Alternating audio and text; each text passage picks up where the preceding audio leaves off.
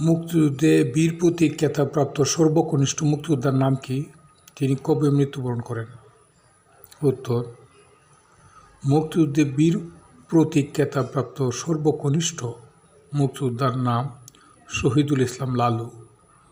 তিনি 25শে মে 2009 সালে মৃত্যুবরণ করেন।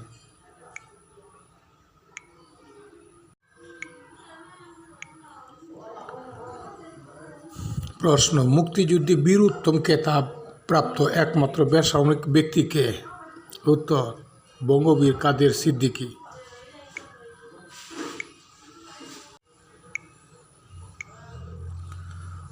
প্রশ্ন: মুক্তিযুদ্ধে বীর প্রতীক খেতাবপ্রাপ্ত প্রথম নারী মুক্তিযোদ্ধা কে?